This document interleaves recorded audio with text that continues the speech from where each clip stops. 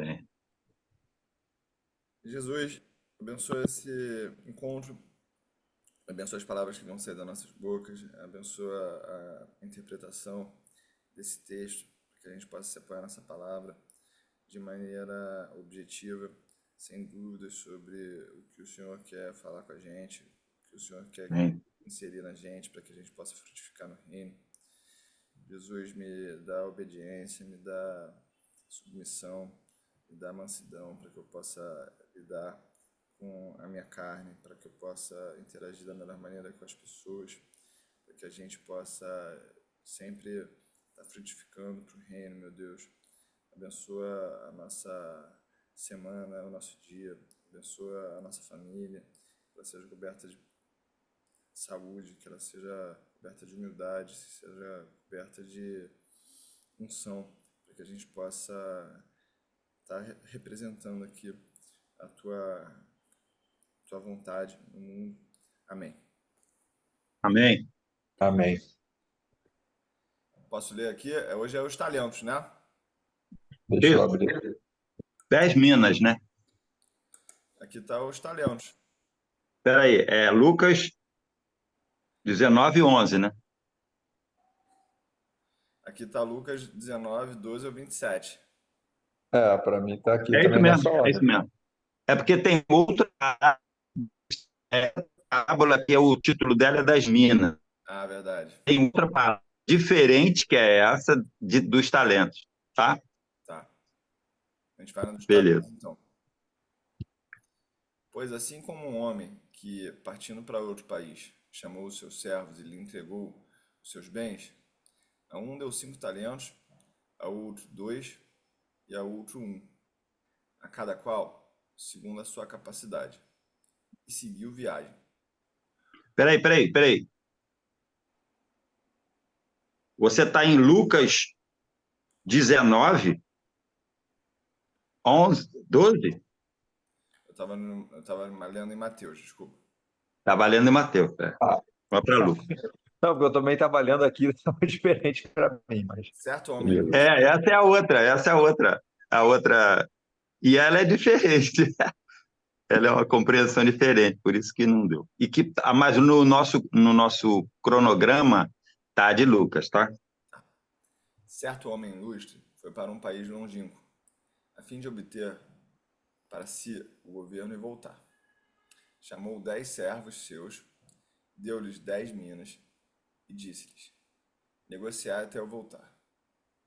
Mas os seus cidadãos o odiavam e enviaram após ele uma embaixada, dizendo: não queremos que esse homem nos governe.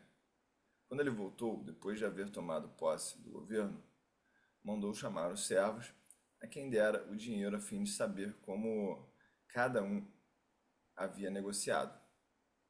Apresentou-se o primeiro e disse: Senhor, a tua mina rendeu 10. Respondeu-lhe o Senhor: muito bem, servo bom, porque foste fiel no mínimo, terás autoridade sobre 10 cidades. Veio o segundo, dizendo: Senhor, a tua mina rendeu 5. A este respondeu: se tu também sobre 5 cidades. Veio outro dizendo: Senhor, eis a tua mina que tive guardada em um lenço, pois eu tinha medo de ti, porque és um homem severo. Tiras o que não puseste e ceifas o que não semeaste. Respondeu-lhe: servo mau, pela tua boca eu te julgarei. Sabias que sou homem severo, que tiro o que não pus e ceifo o que não semeei. Por que, pois, não puseste o meu dinheiro no banco? Então, na minha vinda, eu teria exigido com juros. Disse aos que estavam presentes: tira-lhe a mina e dai ao que tem 10. Responderam-lhe: Senhor, esse já tem 10. Declaro-vos que a todos o que tem, dar-se-lhe-á, mas ao que não tem, até aquilo que tem lhe será tirado. Quanto, porém, a esses meus inimigos, que não quiseram que eu os governasse, Trazei-os aqui e matai-os diante de mim. É, estão esperando o quê? Brincadeira.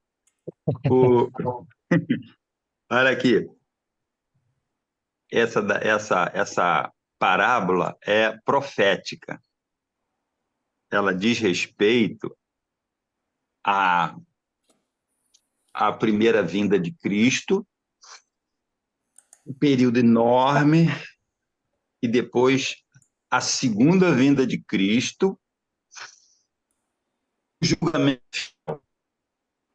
Então, acho que está aqui no versículo 11. Ouvindo eles essas coisas, Jesus propôs uma parábola, visto estar perto de Jerusalém, que era o capital, era o centro, e lhes parecer, as pessoas que estavam com ele, e até os discípulos dele, que o reino de Deus havia de manifestar-se imediatamente.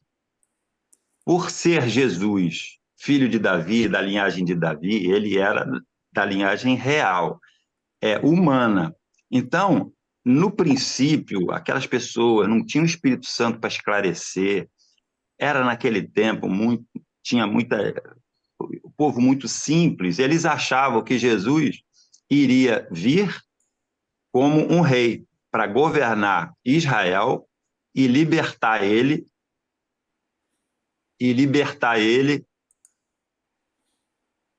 A Luiz entrou na sala de espera. Deixa ele aí que tá errado. Tá. Eles então acharam isso. Era um rei, Jesus estava vindo, o povo de Israel esperava um rei que iria libertar ele, libertar o povo, mas dos seus pecados, espiritualmente. Mas eles acharam que era material. E Jesus fazia milagres e era esse poder saía dele. Então, Jesus estava ali dizendo com essa parábola que não era assim, que não seria material, para eles serem esclarecidos disso. Por isso é que ele fez essa parábola. Então, está dizendo aqui que um homem nobre foi para uma terra distante conquistar um reino. Então, esse homem nobre é Jesus, que após ter sido ressuscitado por Deus, foi assunto aos céus num poder tremendo. Foi lá para o céu para conquistar o seu lugar como, como todo-poderoso da terra, dominador de todas as forças, e sentar no trono à direita do Pai. Então, ele conquistou o reino depois que ele foi assunto aos céus. E aí, toda a glória lhe foi dada. Ele foi para a terra distante, o céu, e aí conquistou. E aí, depois, ele iria voltar. Não está aqui? Ele foi lá à terra distante, conquistou e depois voltaria. Nesse meio tempo, ele distribuiu, ele deu talentos, ele deu minas, ele deu riquezas para os seus servos. Aí, essas minas são tarefas, são a vontade dele, de Deus, de Jesus, o que ele ensinou aqui enquanto esteve aqui por 3 anos, os seus discípulos, desenvolver esse reino espiritual aqui na Terra. O reino espiritual daqui na Terra é um subsídio do reino real no céu. O céu reina e aqui ele é aplicado. Então, esse período entre a ida desse homem nobre e a volta é esse período em que nós estamos. Temos recebido como servos as tarefas. Nós temos que desenvolver essas tarefas que nos foram dadas, que não eram nossas.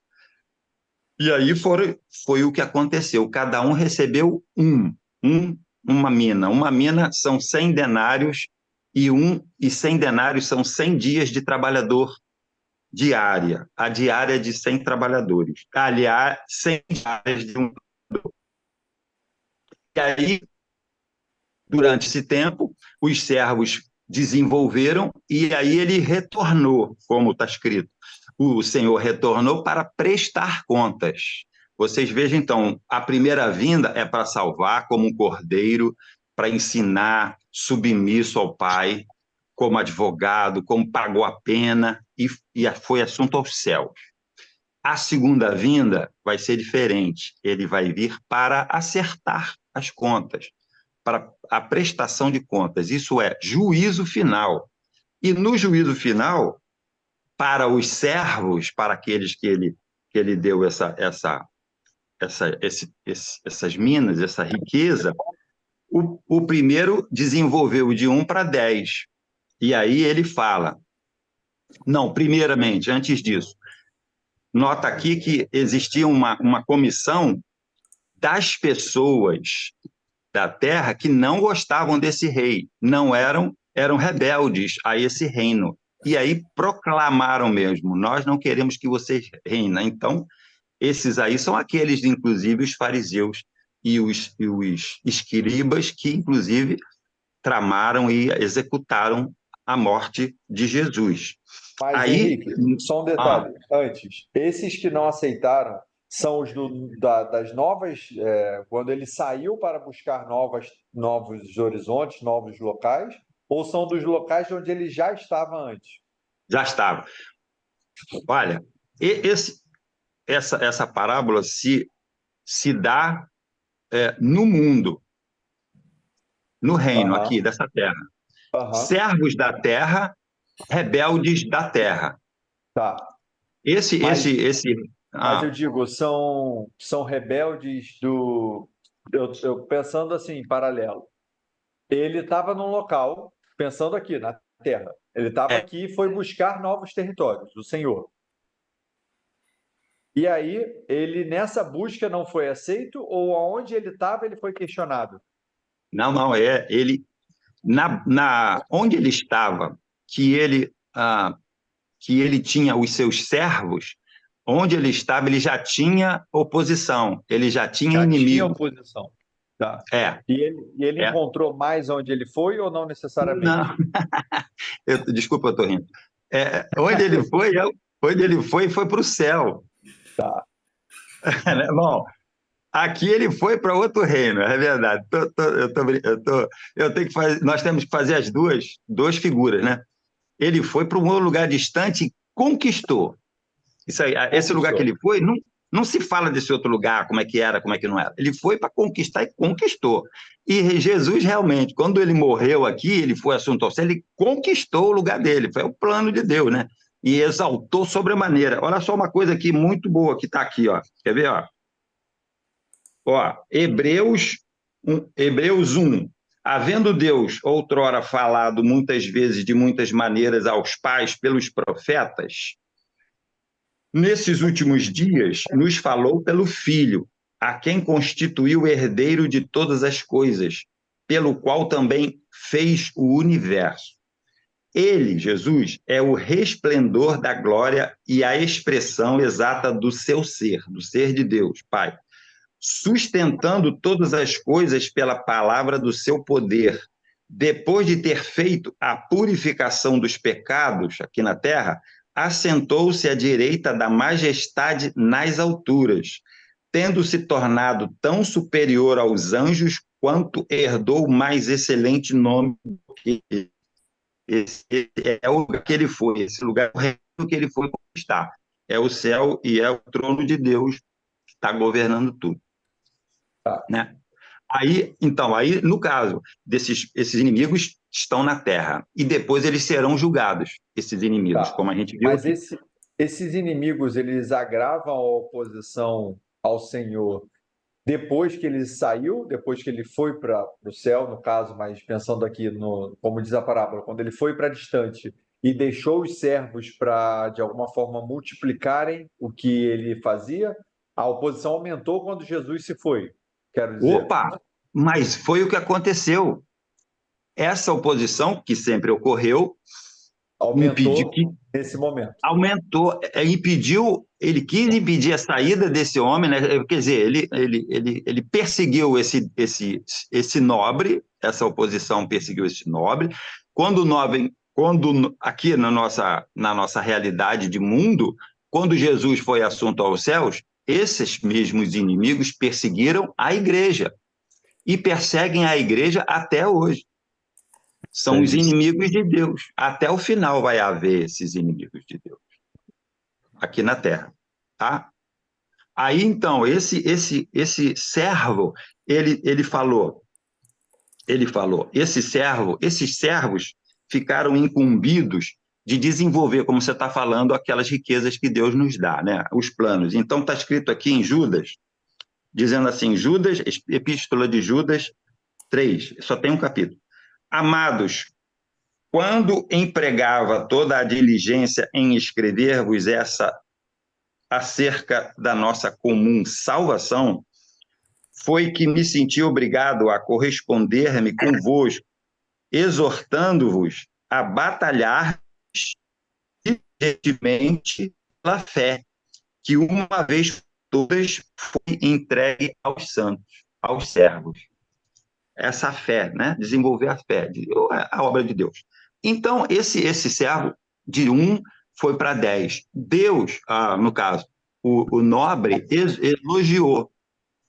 elogiou, falou servo bom e fiel, não foi isso?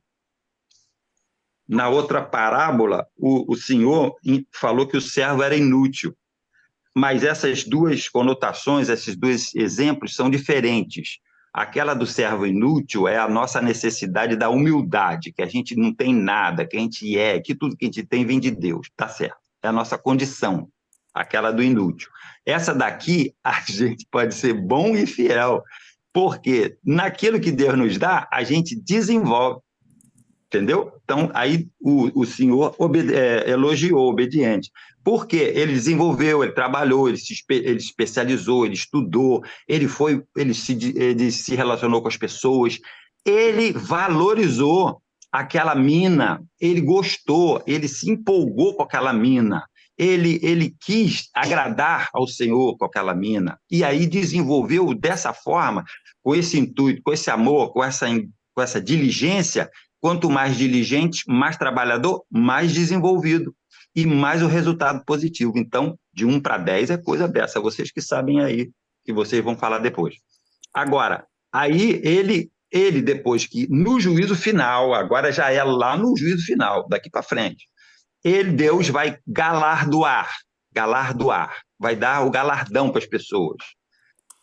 Quem trabalhou muito, quem se dedicou muito aqui, vai ganhar poder, vai ganhar posição. Isso a gente não sabe o que vai ser esse galardão. Aqui está dizendo 10, então, é coisa relativa. Esse daqui foi esse, que temeu, inclusive, que respeitou a ordem do patrão. Vai lá com esse dinheiro e negocia. Ele sentiu isso, é a responsabilidade. Tudo coisa nossa. Tudo coisa nossa, e a gente desenvolve. Agora, o segundo, que foi de 5, ele já não elogiou. Ele só falou, você vai ter... Engraçado isso. Cada palavra, a redação é impressionante. Ele não elogiou no sentido... Lógico que de 1 para 5 é coisa boa, mas o patamar, o top, o teto é 10. Então, esse cara foi muito bom. E o outro não foi tão bom. Foi 5, mas não foi tão bom. Aí ele falou assim, vai ficar com 5 cidades, mas não elogiou. Ou seja, existem possibilidades da gente melhorar cada vez mais e a gente tem que visualizar sempre quem está fazendo boas coisas para chegar atrás e seguir o exemplo de quem está muito ligado no Senhor e fazendo a vontade de Deus.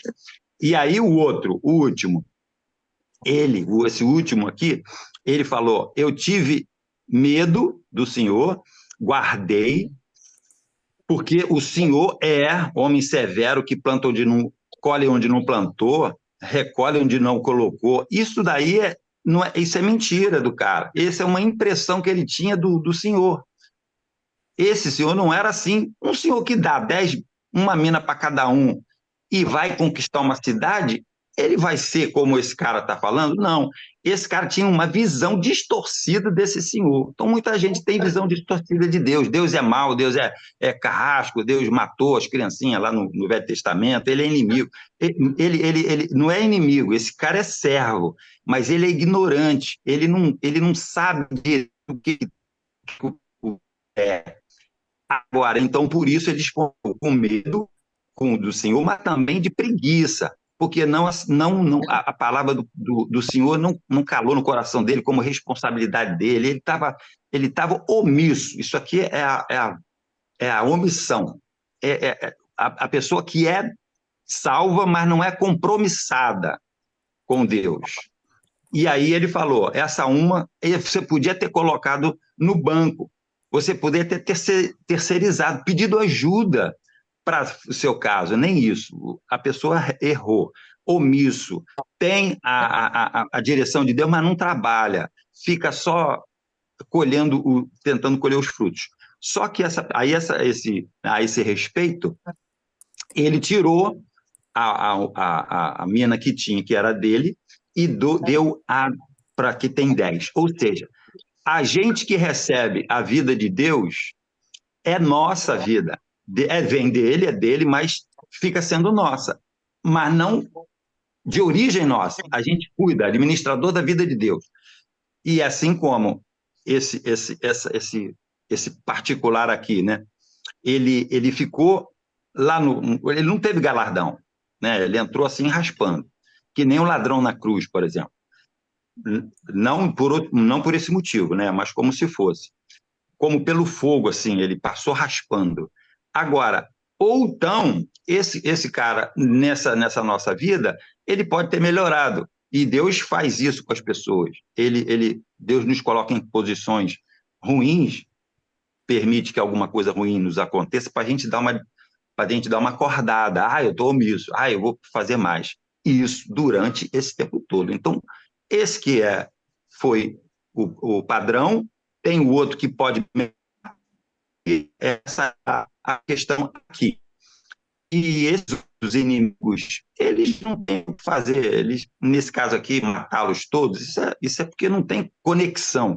A morte do relacionamento, né? Não pode relacionar com o rei. E eles foram descobertos, eles foram muito empáfia, né? Mandaram uma comitiva dizendo, nós não queremos que você... Nesse caso aqui não é democracia, né? Era reinado. Então é isso. Então, basicamente, a ideia desse final é cortar a relação com quem não quer. Quem não quer seguir o propósito, não está com a gente. Isso. Não, tá não. Porque senão começa a remar contra, né? Tem que estar todo mundo remando junto. É fogo amigo. Vou te dizer, na igreja, em qualquer lugar, você sabe quem é contra do lado de fora. Aí você se prepara, mas o que está do seu lado, bicho, você não está preparado, você está desarmado para ele. Aí o cara te trai, cara, isso aí é terrível. Isso é verdade.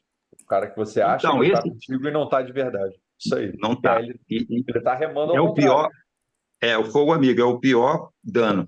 E também, durante seu progresso de trabalho, as pessoas atrapalhando. Só que na nossa igreja, no nosso coisa, dá para você exortar essas pessoas. Vamos ver, tratar bem, que nem... No caso da igreja, esse inimigo aqui continua na igreja e tal, não é expulso, mas ele é tratado. E esse outro que é omisso também é tratado para ele produzir. Para o ambiente de trabalho, eu vejo que isso também se dá desde do processo seletivo. Você escolher bem o caráter das pessoas, as pessoas entenderem o propósito da empresa e não estar ali só para buscar um emprego, né? Que esteja ali realmente buscando contribuição. E eu acho que no processo seletivo a gente já começa a deixar claro o que a empresa acredita, o que a gente vai construir juntos, o que a gente quer entregar juntos.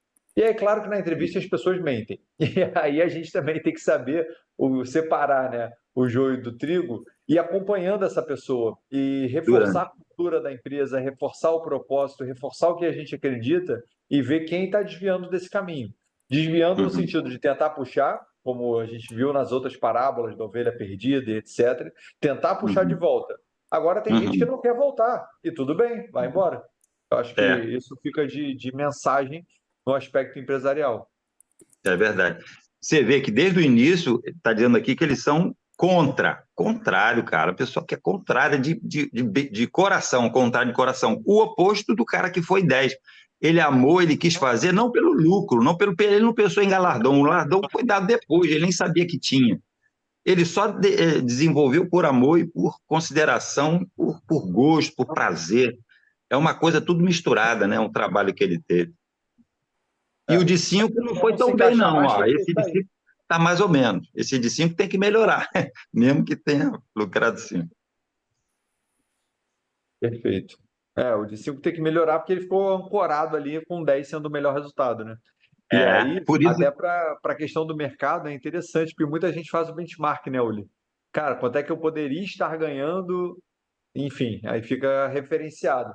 E aí um ganho de 5 passa a ser ruim porque ele já tem o 10 de comparativo. E aí, esses dois, esses servos, estavam no mesmo ambiente. Eles podem ter se cruzado, eles podem ter conversado. Ih, quanto é que você está? Quanto é que você está? Aí o que está com 10 tá com 5. O que estava com 5 estava com 2. Aí o que estava com 2 ele É, poderia ter falado, eu vou tentar melhorar para chegar junto com os 10, tal. Mas aqui não importa. O que importa é que está aqui trabalha muito e é elogiado, e quem trabalha mais ou menos, é porque a parábola é assim, né? Ela tira a foto. E quem não trabalha nada, omisso, sabe que o que tem que fazer e não faz. Isso é um pecado, inclusive, sabia, né? ainda arruma desculpa, né? E é pecado não fazer, sabendo que, tendo condições de fazer e não fazer, é tão pecado quanto fazer uma besteira, fazer um crime, uma coisa. Crime não, fazer uma coisa errada para Deus. E aí é isso, quando o senhor questiona, ele já arruma uma desculpa, né? Sempre vai ter uma Ah, justificativa. Ah, não isso, fiz por isso. culpou, É, isso, culpou culpou o o próprio patrão, não era senhor. aquilo. O senhor nobre aqui não era nada daquilo que ele falou, não. E, inclusive, o senhor nobre castigou ele de acordo com o pensamento que ele tinha, que era errado a respeito do nobre. É, Eu vou te julgar de acordo com suas próprias palavras. Eu sou assim? Então tá, eu vou te arrancar o que você tem aí e vou dar para quem tem 10. Porque, e o, aí porque, porque beneficiou quem fez mais. Jesus no final vem para julgar. Aí é outra história, no segunda vinda, É, juízo final. Mas, mais um detalhe, vai julgar tudo que a gente fez de errado. Mas nós fazemos errado, sim, mas a questão lá é quem tem um nome escrito no livro da vida, quem é salvo, quem. E aí essas pessoas que erraram vão seguir junto com ele para a eternidade e reinar na eternidade. mas essa distribuição do omisso para o cara que tem 10 minas também remota aquela questão da meritocracia, né? O que se saiu melhor vai também colher melhores resultados. E não só colher aqueles resultados, ele já ficou com as 10 cidades, mas além disso, ó, o do que tá ruim vai para você e vamos fazer melhor. E por aí vai, né? Segundo o trabalho, o resultado ele recebe de acordo com o resultado É isso relativo. aí. Recebe de acordo com o resultado. Isso aí. Participação nos lucros, e, enfim, é o que a gente pode fazer de Uhum, paralelo. uhum. Muito bom. Já tô anotando bastante coisa aqui. Só nas anotações a gente já tem aqui meia página já. Muito bom. Gostei bastante dessa. E dá para fazer muitos paralelos. O Uli também É. colocou bons pontos aí sobre a relação com o Aí eu, mercado. eu não li, não, eu estou falando aqui. Fala, Uli. Cara, primeiro que eu não tinha visto até então que quando ele fala que ele ceifa e tira da onde ele não semeasse, eu não tinha entendido que ele negava essa realidade. Sempre que eu tinha lido essa parábola, eu achava que isso aí era uma maneira da gente entender que a vida ela não é justa perante os nossos olhos a todo momento, só que a gente tem que aceitar isso, né?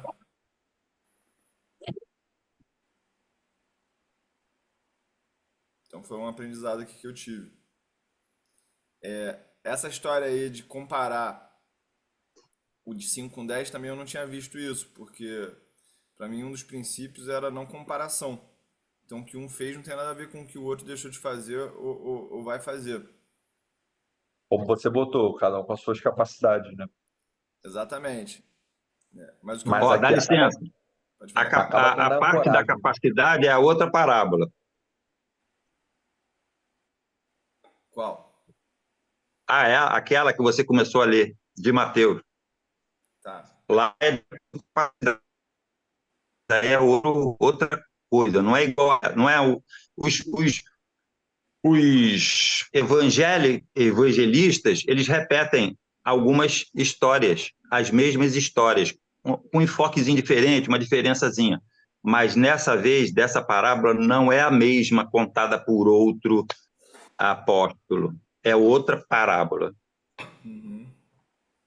dos Mas isso talentos. acaba sendo um ponto importante, porque aí junta tanto a ancoragem, o cara pegou 10 como resultado positivo, e aí a questão como o Uli traz. Cada um vai ter suas habilidades. De repente, não é porque o cara que conseguiu só 5 ele não se esforçou. Não estou falando dessa parábola, estou falando na vida empresarial. Não é porque ele não conseguiu chegar no melhor resultado que o outro, que as condições eram as mesmas, que tudo era igual, e que as habilidades dele eram as mesmas, né?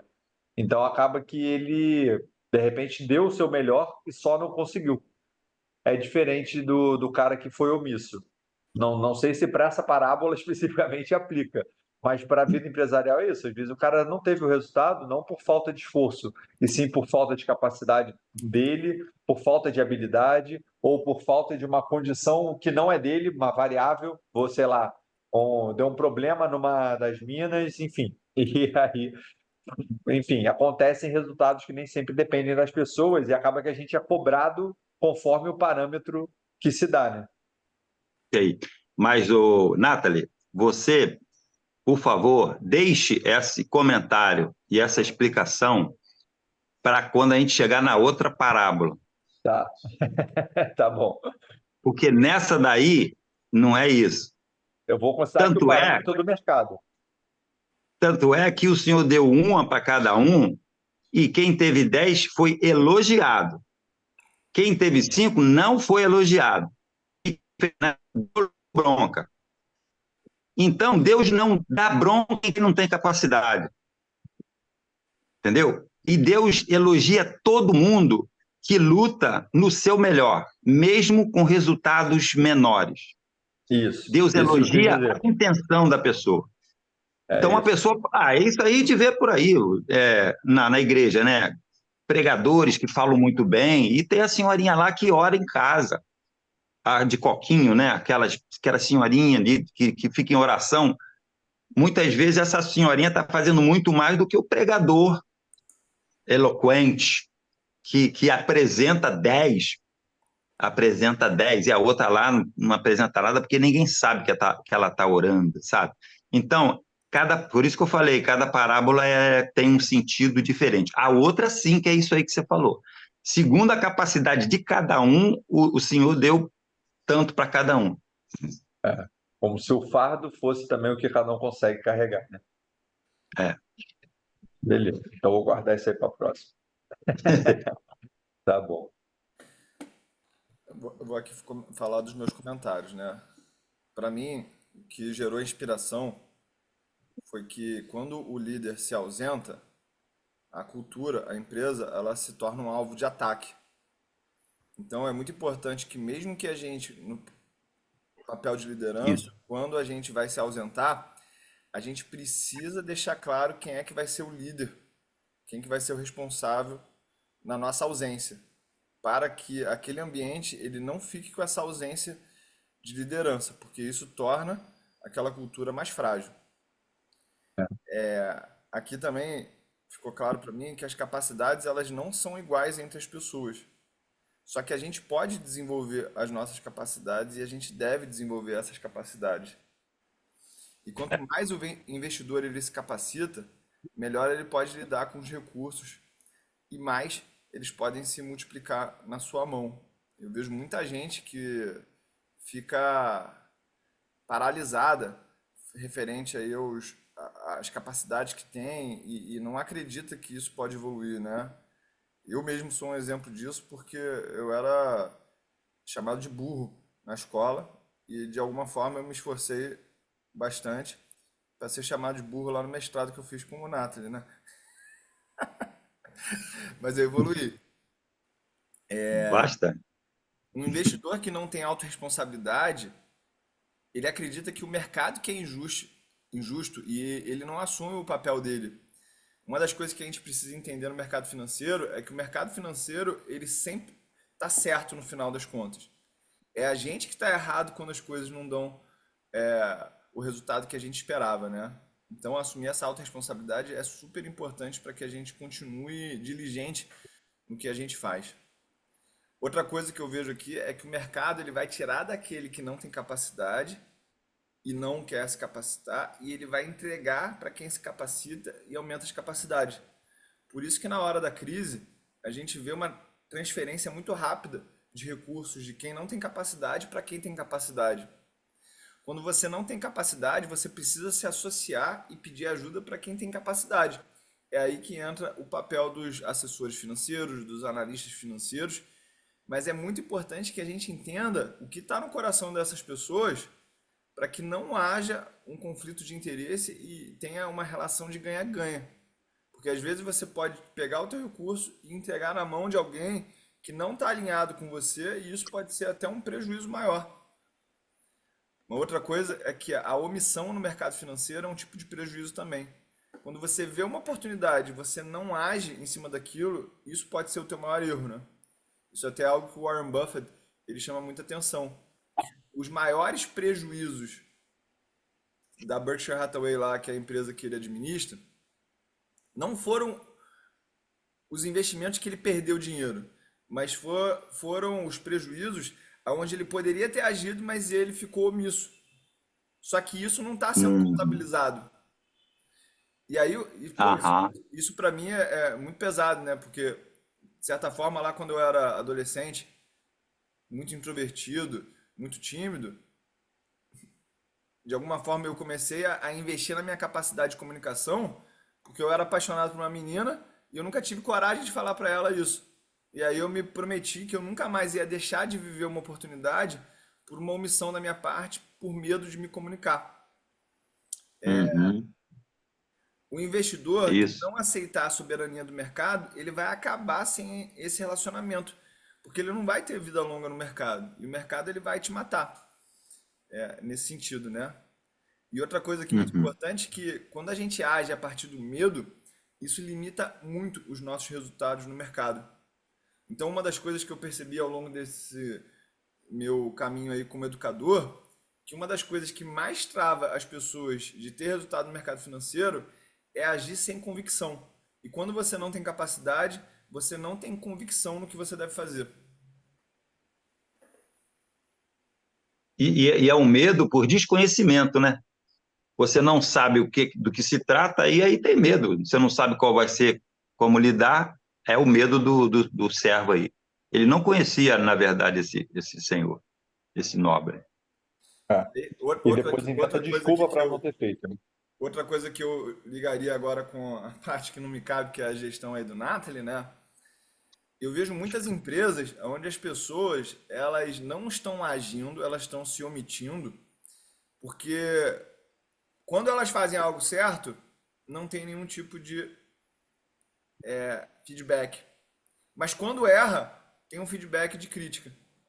Então, ao longo disso, você vai criando uma cultura aonde, se eu faço alguma coisa certa, eu não tenho recompensa nenhuma, e quando eu tento fazer algo novo, quando eu tento inovar, quando eu tento fazer algo diferente, eu vou lá e quando isso der errado, eu tomo uma repreensão. E isso acaba asfixiando essa cultura de ação, né? De agir. O líder realmente precisa sempre estar ali promovendo o propósito e o empreendedorismo dentro da própria empresa, né? Para que as pessoas se sintam responsáveis, vistam a camisa e percebam como esse senhor fez, ó. Toma aqui, quando eu voltar, vamos ver o que você fez. Ele delegou. Ele foi muito hábil em saber delegar e não concentrar o poder. Então, É. Nesse caso, ele deu oportunidade, mas como você está falando, tem muita empresa também que não abre a oportunidade, o cara está ali É, só cumprindo tabela. Tem patrão que diz, né? Você não é pago para pensar. Pô, se o cara não é pago para pensar, é pago para quê? Para ficar ali igual um robô? Então bota uma máquina fazendo. Isso é um é. erro que, infelizmente, ainda assola muitas empresas, né? Isso é a figura, o exemplo que você pode dar contrário, né, ao que existe na parábola. Inclusive, tem muita gente omissa que está aí fazendo o seu trabalho omissamente, está lá, ainda está no trabalho, ainda está recebendo. Exato. E ali o senhor Não está delegou. sendo. Não, Fala. eu digo, alguém que tenha recebido uma delegação, mas é omissa no trabalho.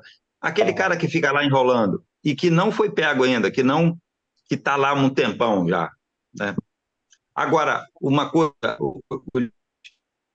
esse senhor aqui, nesse reino, ele, ele assim, espiritualmente falando, não sei como é que você vai colocar isso nessa sua fala de deixar alguém responsável, né, enquanto o rei está. Mas nós todos sabemos que Jesus, quando foi assunto aos céus, 50 dias depois, ele enviou, olha só, respondendo a sua colocação, ele enviou o Espírito Santo para estar conosco, para defender a gente das perseguições e guiar cada um de nós nesses planos divinos de implantação do reino e adoração ao Senhor aqui na terra.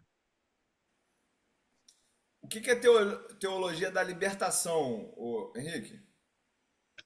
É, é uma visão espiritual de Deus e do seu reino material, teologia da libertação.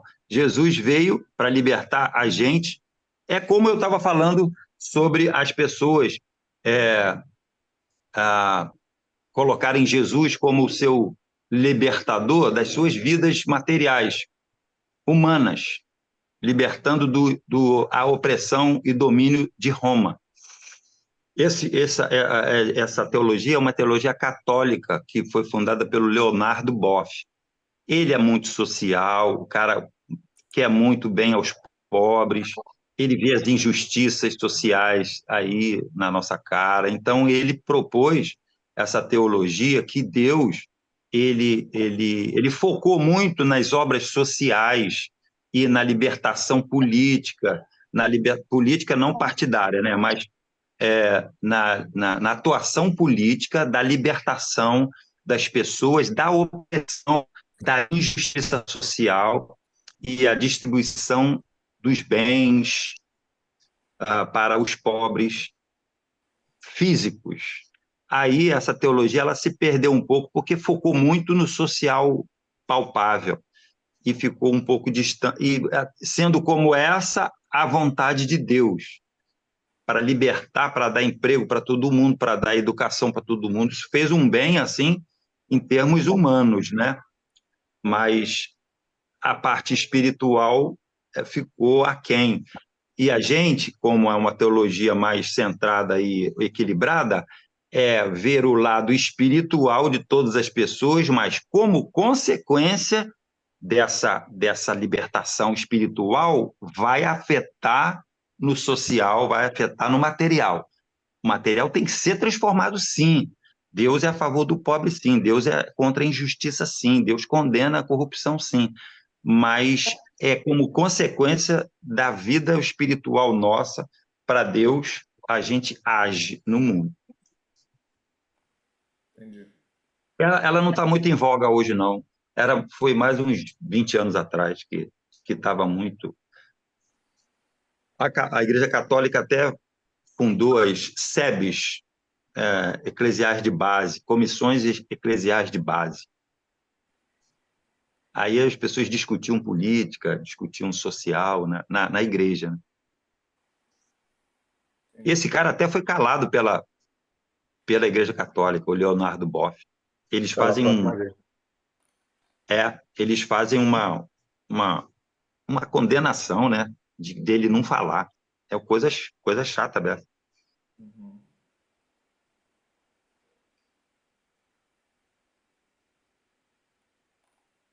Entendeu? Ulisses, Oi. você de vez em quando diz o mercado, você citou no outro, na outra escrito seu, o mercado é um senhor ah, particular, um senhor cuidador, não, é um senhor, ele, alguma coisa, alguma qualidade para esse senhor. E a gente tem que ter paciência, a pessoa, o investidor, não foi isso? Sim. Aí, então, eu gostaria de lembrar aqui que não há senhor total. Esses senhores, essas ações, esse mercado que vocês têm, mercado, isso é verdade. Esse mercado, ele é uma coisa humana, é uma mola, é uma engrenagem, uma indústria de bens, a gente precisa dele, mas senhor mesmo só Deus. E esse mercado, ele deve ser, e ele é submisso ao Senhor. Ele é instrumento do Senhor, o Senhor. Eu diria para você não colocar o termo Senhor em alguma classificação sobre o mercado. Pode ser instrumento, alguma coisa que você possa dizer, para não confundir os leitores, né? Que a gente falou lá atrás que a gente não pode servir a dois senhores. E é verdade, não existe dois senhores, só existe um senhor. Todos os outros poderes são devem ser usados como instrumentos. Poderosos são as riquezas, por exemplo, o mercado, por exemplo, né? Entendeu? Tá. Tá sério. Ontem eu estava estudando aqui e eu entendi o que que é liberdade. Liberdade, segundo esse doutor em teologia que eu estava estudando, é escolher a qual senhor eu vou ser submisso. Então, esse mundo aqui, ele tem um senhor que é o senhor do pecado, que ele é caído. E aí quando Jesus ele morre na cruz e conquista a vida eterna pra gente, ele conquista a liberdade pra gente escolher a qual senhor a gente vai responder. Uhum. Não estou aqui dizendo o que você está falando, tá? Estou só aqui Não, dando o entendimento que eu tive. Então, eu vejo que tem muita gente que é escrava do mercado. Então, o mercado ele pode sim, ser um senhor desse mundo caído se você não sim, souber é, a tua posição. E a gente, quando sim. responde ao Senhor Jesus Cristo, a gente entende que a gente tem soberania sobre esse Senhor, que é o mercado, que é do mundo caído, porque uma das filosofias que eu busco aqui, Henrique, na minha prática pedagógica e educacional, é falar com que as pessoas não fiquem aqueles viciados. O mercado. Tem gente que domingo, 5 da tarde, já começa. O que que o mercado no Japão está Tá, fazendo? sei. Em E a comunhão, pessoa buscando. é gente escrava do mercado. Tanto que dentro do meu discurso eu falo que para você ter sucesso no mercado financeiro, você precisa entender que é 15% técnica, 35% controle emocional e 50% nível de consciência.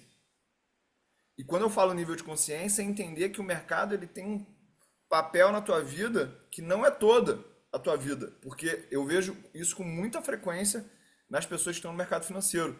Elas viram escravas dessa dinâmica.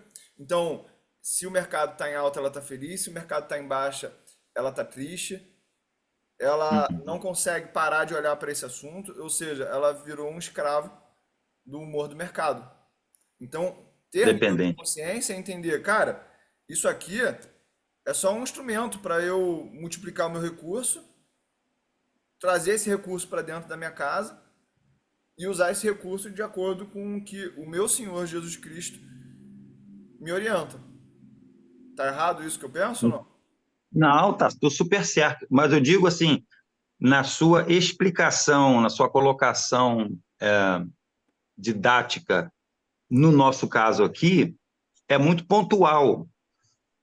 A pessoa que vai ler, por exemplo, isso que eu li, ela não pode não saber do que você fala em outras várias. Cada declaração nossa tem que ser clara. Aham. Cada capítulo, cada explicação deve ser clara. juntada com os outros que já estão atrás, Senhor. Então, de alguma forma, eu falei aqui para você especificar Uhum. esse senhorio submisso, digamos assim. Concordo, muito bom. Ou melhor, fala poderes, eu acho que até o nome Senhor fica assim, dúbio, né? Porque Senhor é só um, a gente pode até já combinar, pode poderes, poder da, da riqueza, o poder do mercado. Falando É nisso, um poder. Ah. falando nisso, não. Mudando um pouco de assunto, mas continuando falando aqui do nosso assunto. Cara, eu ganhei esse livro aqui, ó. Eu acho que pro Nata ele é bom, porque o que que ele é? Eles são 365 histórias bíblicas. Cada página é uma história, mas olha que interessante. Ele bota um QR Code aqui, ó, em cada página, pra gente escutar isso em áudio, Pô, legal. essa passagem. Aí Mas uma coisa que eu aí tá só passando, tá só colocando a passagem, não interpretações, nada disso, né? Exato, mas o que que eu pensei aqui, né? É uma narração, na verdade. Eu não sei, né, se vocês têm alguma objeção em relação a isso, mas a gente podia criar Não. no nosso livro algo parecido para que as pessoas acessassem a discussão que gerou os E nossos textos. Oi? Acho que deu uma travada ali no Henrique. essa. Não, não, não, eu estou aqui. A pessoa ter acesso a essa nossa 1 hora aqui de conversa? É, porque assim, imagina a Ou pessoa. compilando, né? Compilando, porque tem muita coisa. A gente fala besteira aqui, aí é melhor não ter, não. Ué, mas a discussão. Bom, não, eu estou brincando. Eu nunca falei. Eu nem estou preocupado assim, tem que tomar cuidado aqui. Não, eu estou falando normalmente. Eu acho que eu não falei besteira, não. Mas sei lá, daqui para frente.